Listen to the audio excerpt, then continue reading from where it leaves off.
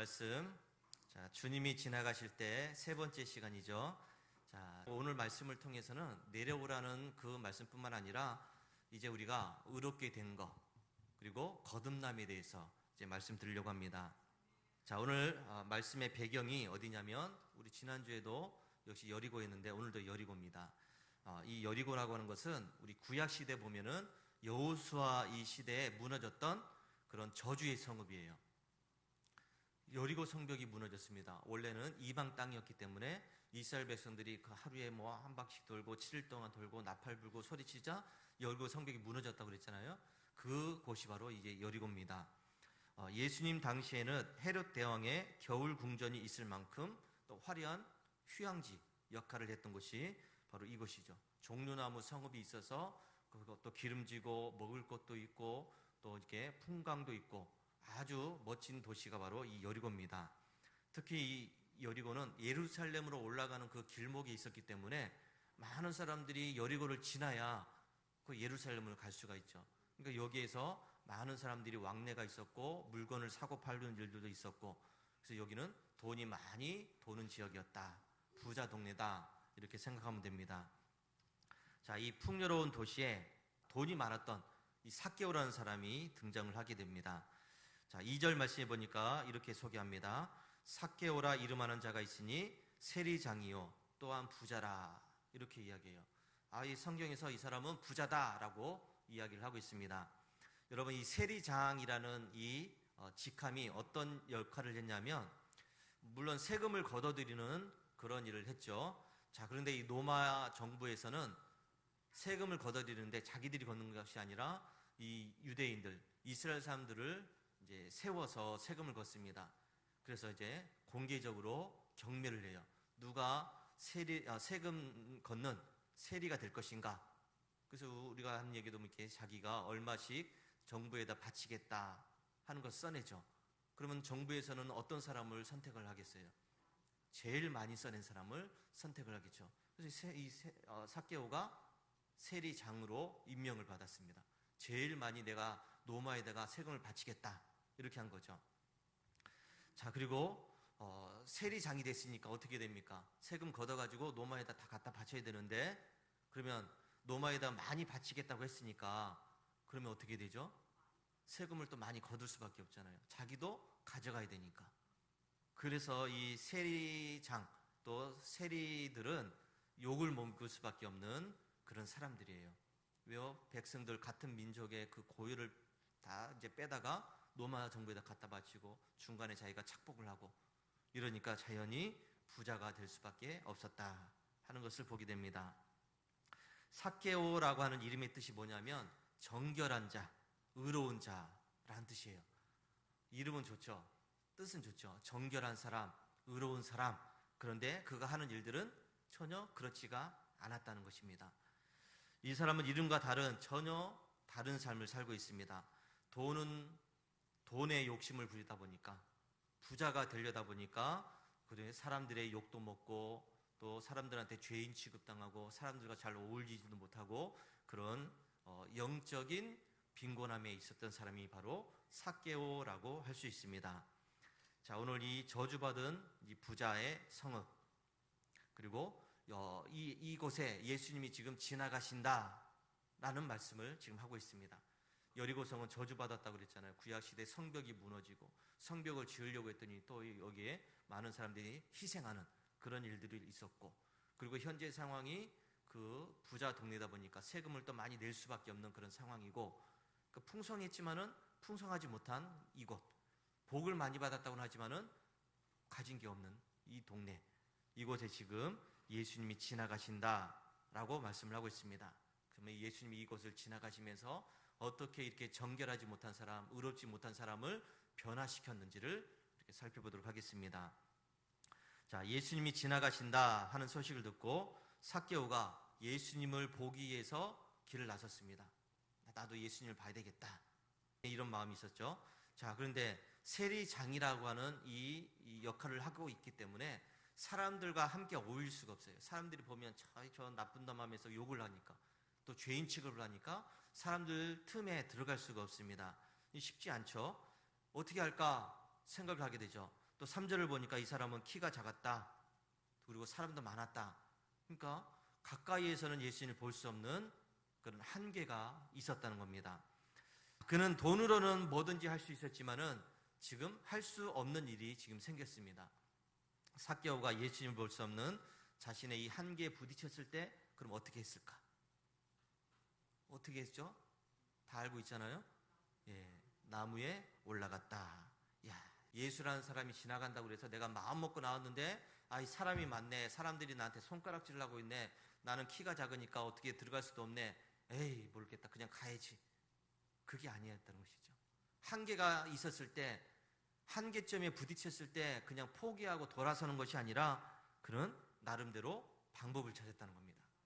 어떻게 했다고요? 나무 위에 올라갔다.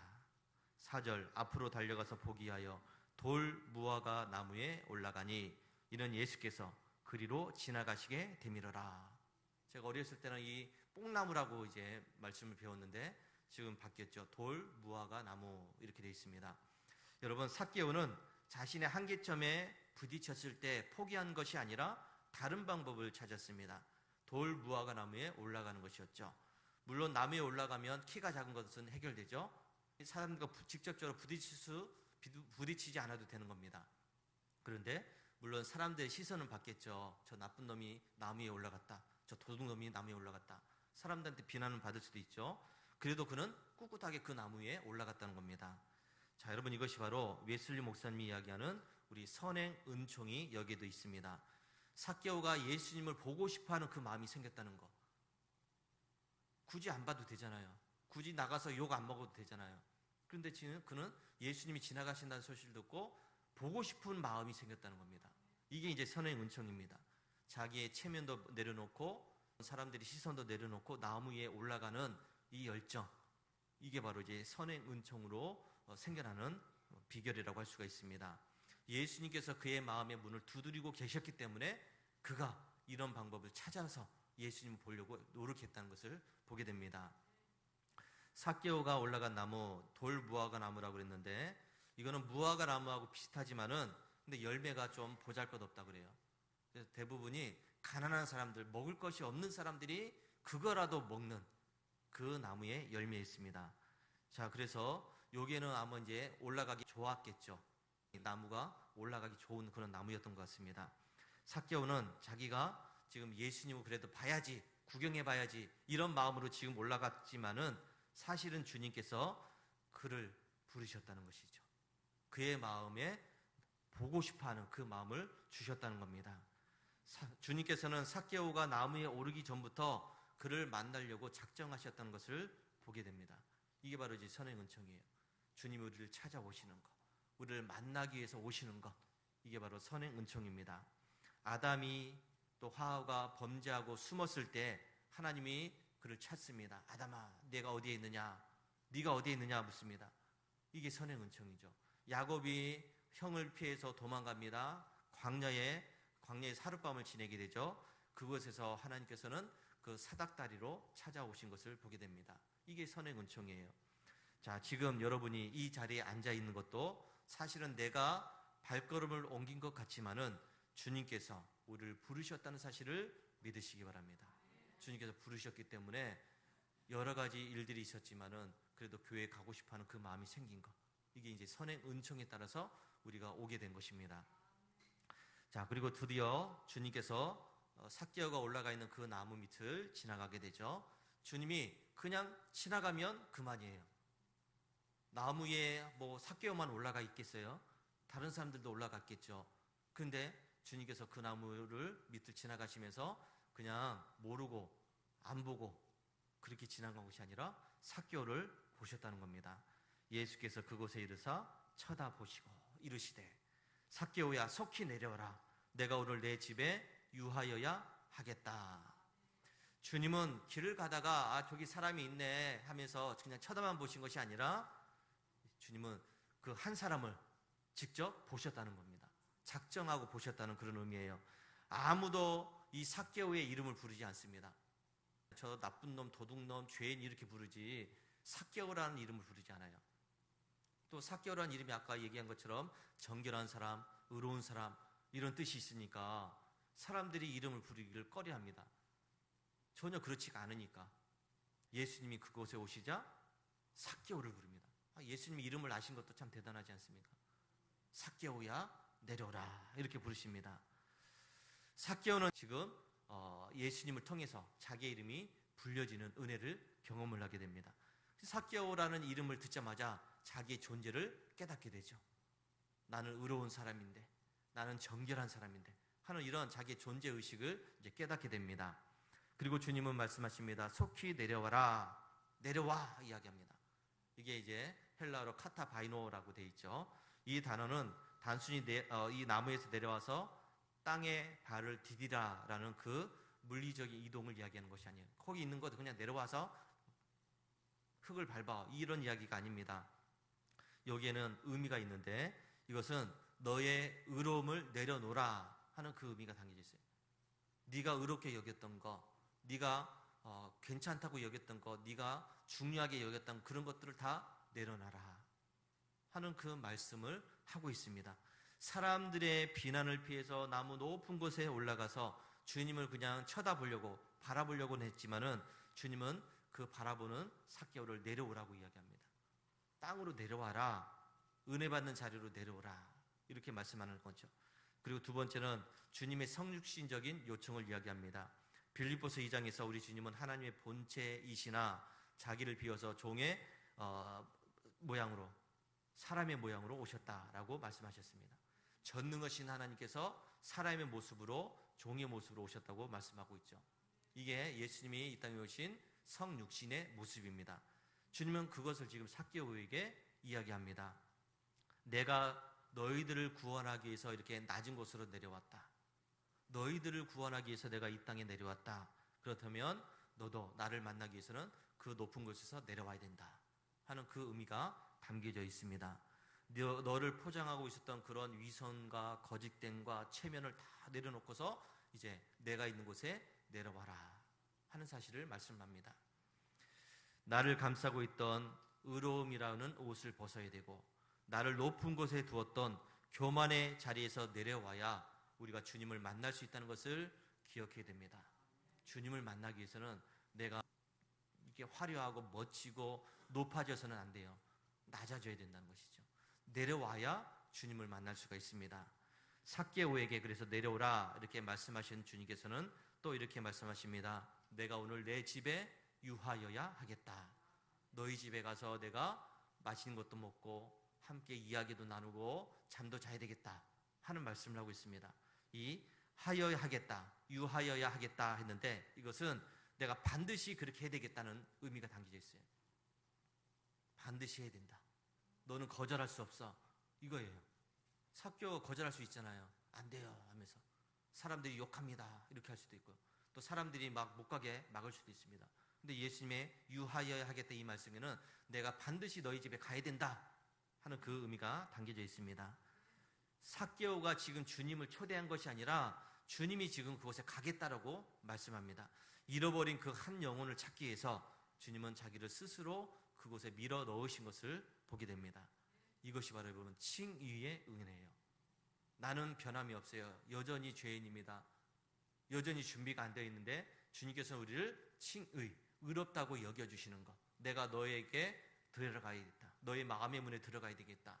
너와 함께 살아야 되겠다. 이게 바로 칭의의 은혜예요. 하나님의 큰 은혜죠. 우리는 아무것도 아닌데 하나님이 우리를 찾아오셨다는 겁니다. 그래서 나를 의롭게 여기시는 것. 이게 바로 칭의입니다. 삭개오가 나무 위에서 내려왔습니다. 그리고 자기 집에 모셨죠.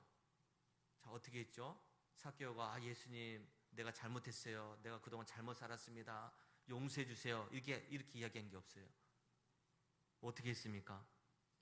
삭개오는 자기 동족의 이 고열을 빨아먹은 악독한 사람이었는데 죄인인 그 상태였는데 주님께서 그의 이름을 불러주시고 내가 너와 함께 집에 가서 먹고 마시겠다 이렇게 하는 순간에 놀라운 일들이 일어납니다. 삭개오가 변화되기 시작했다는 것이죠. 우리가 하나님의 부르심을 받고 주님 앞에 나오게 되면 변화되게 됩니다. 이게 중요한 문제죠. 교회를 오랫동안 다녔는데도 아무런 변화가 없어요. 옛날 모습 그대로 살려고 합니다. 내 성격은 이래, 나 원래 이런 사람이야. 이건 아니에요. 원래 그랬지만 바뀌어야 되지 않습니까? 이게 이제 진짜 놀라운 은혜를 받은 사람입니다. 근데 여전히 나는 그런 사람이야. 나 원래 이런 사람이야. 나한테 이렇게 하지 마. 나는 이런 사람이야. 바꾸려고 하지 마. 아니, 누가 바꾸는 게 아니에요. 자기가 변해야 되는 겁니다. 삭개오가 지금 변하기 시작했다는 것입니다. 나를 의롭다고 여기신 그 하나님의 말씀에 변화되기 시작했다는 것이죠. 그래서 칭의는 사람을 변화시킵니다. 의롭게 여겼다. 하나님이 나를 의로운 사람으로 여겨주셨다. 이게 내 마음에 심어지게 되면 자연스럽게 변화될 수밖에 없어요. 나 같은 사람이 뭐라고 주님이 나를 이렇게 사랑해 주시는가? 나 같은 사람이 뭔데 주님이 나를 이렇게 용서해 주셨는가? 그게 마음에 심겨진 사람들은 변화될 수밖에 없어요. 주님께서 삭개오와 연합하기로 이 작정한 순간에 삭개오는 하나님 앞에서 의로운 사람이 된 것입니다. 이름 그대로 된 겁니다. 이렇게 칭의는 우리의 어떤 행위나 노력 때문에 되는 것이 아니에요. 내가 열심히 했기 때문에 의로운 사람이 되는 게 아닙니다. 내가 더 열심히 했기 때문에, 내가 교회에서 예배도 열심히 드리고 또 여러 가지 하는 일들을 잘했기 때문에 내가 의로운 사람이 되는 것이 아니라 주님의 은혜 때문에 의롭게 된 것입니다. 이게 하나님의 사랑이고 은혜입니다. 나는 여전히 죄를 짓고 살아가는 불쌍한 존재이지만은 주님이 우리를 지목해서 내가 너 안에 거해야 되겠다 이렇게 말씀하시는 그 은혜 때문에 나는 의로운 사람이 되었고, 이 의로움 때문에 내 삶이 변화되기 시작한다는 겁니다. 우리는 주님께서 나를 의롭게 여기셨다는 사실을 믿음으로 온전하게 받아들일 수 있게 되기를 바랍니다. 자, 삭개오야 내려라 이렇게 주님의 부르심에 삭개오는 즉시 반응을 했죠. 급히 내려와 즐거워하며 영접했다 이렇게 이야기합니다. 즐거워하면서 영접을 합니다. 영접했다는 이 말은 우리 데코마이라는 그런 의미인데요. 또 히포데코마이 이렇게 이제 되어 있습니다. 여러분, 예수님을 자기 집에 아주 극진하게 모시는 그 영접을 이야기해요. 귀하신 분인데, 너무나도 높으신 분인데 이 누추한 곳에 오다니 하면서 그분을 우리 집에 모시도록 적극적으로 맞아들이고 또 극진하게 대접하고 정성을 다해서 환대하는 것을 이 데코마이, 영접했다라고 이야기합니다. 자, 그런데 여기서 주의할 것이 뭐냐면, 영접한다는 말은 이렇게 극진하게 모시는 영접이 있고요. 그리고 그 주인으로, 요한복음 1장 12절 말씀처럼 주님을 영접할 때 주님을 나의 주인으로 영접하는 남바노라는 것이 있습니다. 영접, 성경에는 두 가지 단어가 쓰이고 있는데 하나는 데코마이로 쓰였고 하나는 남바노로 쓰였어요. 여기 삭개오한테는 데코마이로 쓰여 있지만은 요한복음 1장 12절 말씀에서는 남바노, 주인으로 모시라는 얘기예요. 영접하는 자, 곧 그 이름을 믿는 자들에게는 하나님의 자녀가 되는 권세를 주었다. 그때의 영접은 주인으로 모셔야 내가 자녀가 된다는 것이죠. 손님으로 모시는 것하고 주인으로 모시는 것하고는 다른 문제예요.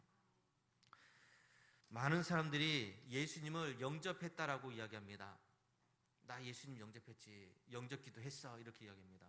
우리 전도할 때 보면은 예수님을 영접하겠습니까? 예, 영접하겠습니다. 우리 영접기도 합시다. 예수님이, 이 사람이 주님을 영접합니다 하면서 그렇게 이제 영접이라는 단어를 쓰는데, 영접을 잘 생각해야 돼요. 이 영접은 그냥 맞아들이는 것하고 주인으로 모시는 것하고는 다른 문제예요. 맞아들이는 것은, 손님으로 모시는 것은 그 손님은 가야 되는 거예요.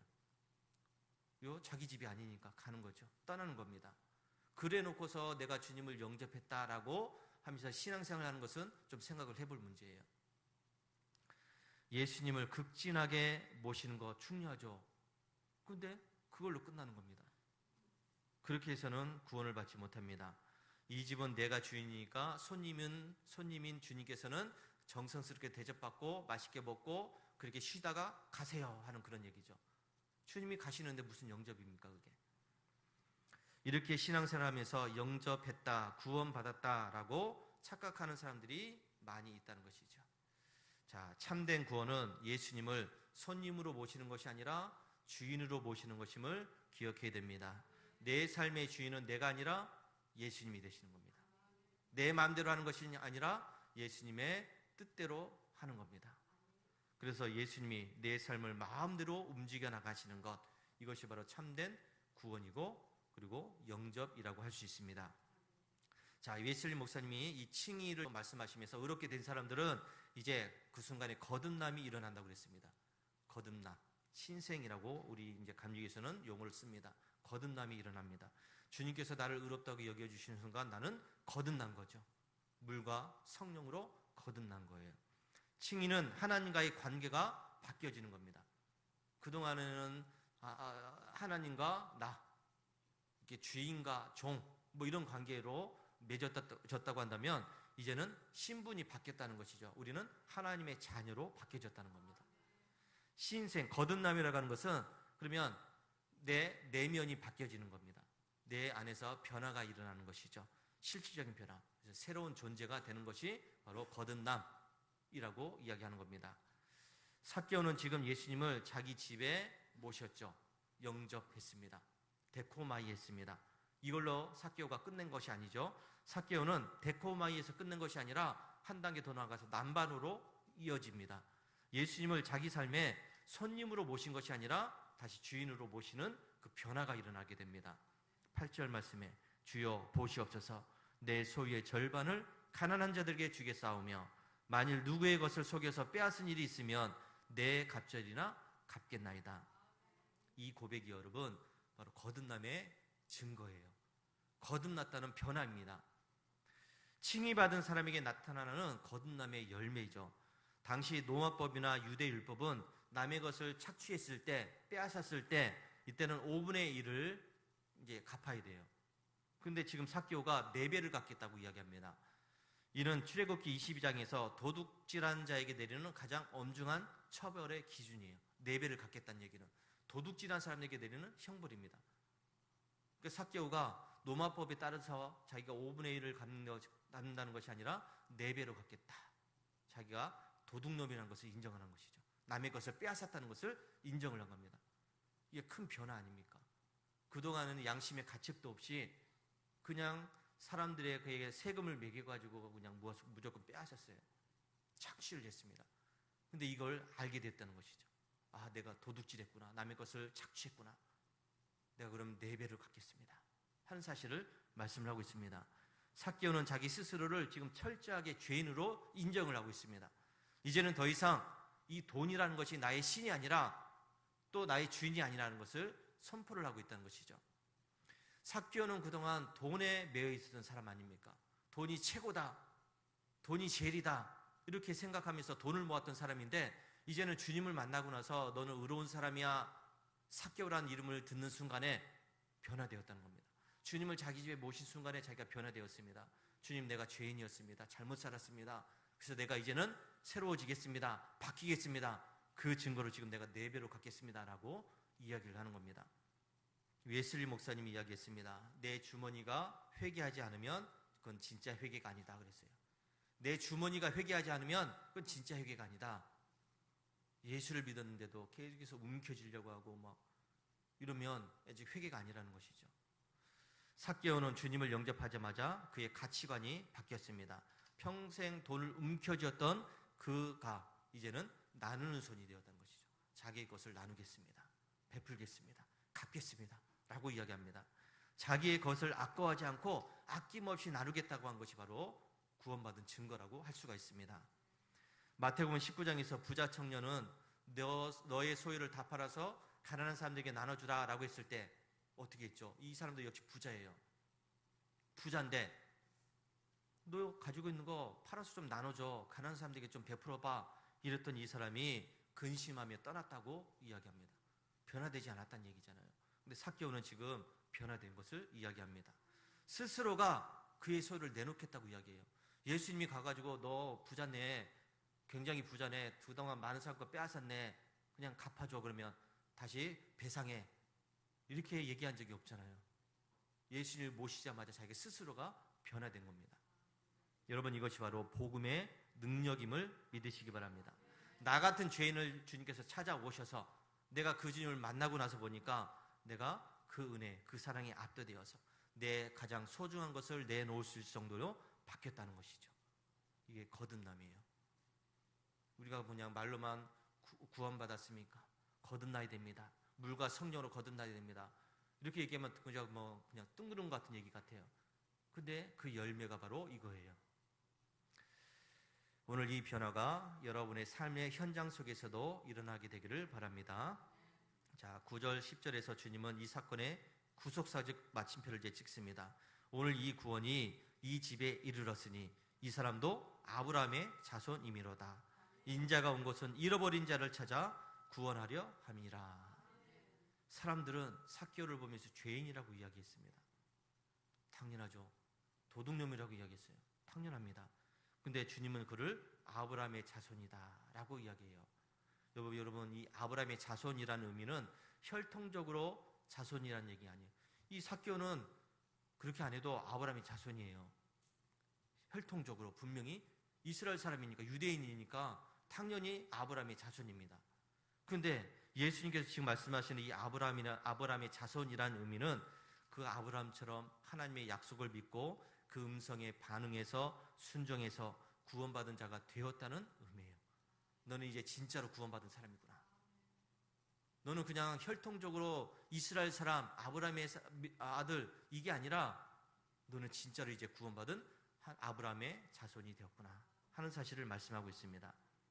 여러분, 지금 주님께서 우리 앞을 지나가고 계십니다. 내가 있는 그곳을 우리 주님은 지나가고 계십니다. 근데 우리는 주님을 보기 위해서 지금 나무 위에 올라가 있어요. 각자의 나무 위에 올라가 있습니다. 어떤 나무 위에 올라가 계십니까? 나는 저 사람들보다는 좀 나아. 난 괜찮은 사람이야. 나는 내가 열심히 해서 여기까지 왔어. 내가 어떻게 살아왔는데, 내가 아껴서 이렇게 모아서 지금 내가 이렇게 살았는데, 내가 이렇게 열심히 수고한 거, 내가 열심히 산 거 아무도 모를 거야 하는 이 교만의 나무, 도덕적 우월감의 나무, 자수성가의 나무, 여러 가지 나무에 여러분은 올라가 있지 않습니까? 내가 올라가 있는 나무를 알아야 돼요. 내가 지금 어떤 나무에 올라가 있는가. 여러분이 어떤 나무 위에 올라가 있든 주님은 그 가시던 길을 멈추고서 그 나무 위에 올라가 있는 여러분의 이름을 부르십니다. 아무개야 내려와라. 아무개야 내려와라. 빨리 내려와라. 내가 오늘 너희 집에 유하여야 되겠다. 여러분, 이 음성을 들었다면 여러분이 그 올라가 있는 그 나무에서 속히 내려오시기 바랍니다. 아니요, 잠깐만요 주님, 나 못 내려가요. 다음에 갈게요. 지금은 안 돼요. 지금은 바빠요. 지금은 힘들어요. 지금은 어려워요. 지금은 아파요. 그냥 다음에 봐요. 이렇게 허무맹랑한 말을 버리고서요, 여러분, 주님의 음성을 들었을 때 속히 내려오시기 바랍니다. 그리고 주님을 여러분의 삶 한복판에서 영접하시기 바랍니다. 주님을 여러분의 주인으로 모셔드려서 나의 생각과 나의 방법과 나의 뜻대로 살려고 했던 모든 것을 내려놓으시기 바랍니다. 주님 앞에서 나의 자아를 온전히 깨트리시기 바랍니다. 주님 없이 살았던 나의 존재를 이제는 나는 주님 없이는 살 수 없습니다라고 바꾸시기 바랍니다. 주님께서는 여러분을 정죄하고 혼내기 위해서 내려오라고 말씀하시는 것이 아니에요. 죄로 인해서 끊어졌던 이 하나님과의 관계를 회복시켜주기 위해서, 잃어버렸던 당신을 찾아서 하나님의 자녀로 만들기 위해서 내려오라고 말씀하시는 겁니다. 오늘 이 시간이 나의 이름을 부르면서 나를 향해서 내려오라고 말씀하시는 그 주님을 만날 수 있는 귀한 시간이 되시기 바랍니다. 주님을 만나야 괴로웠던 우리의 인생이 환하게 펼쳐집니다. 주님을 만나야 짓눌렸던 인생의 고통들이 사라집니다. 주님을 만나야 고통스럽고 힘들었던 질병으로부터 온전하게 치유받을 수가 있습니다. 오늘 이 주님을 만난 기쁨으로 삭개오처럼 이 거듭남의 열매를 맺어나갈 수 있는, 그래서 세상을 향해서 넉넉하게 베풀고 나눌 수 있는 우리 성도들이 되시기를 주의 이름으로 축원합니다.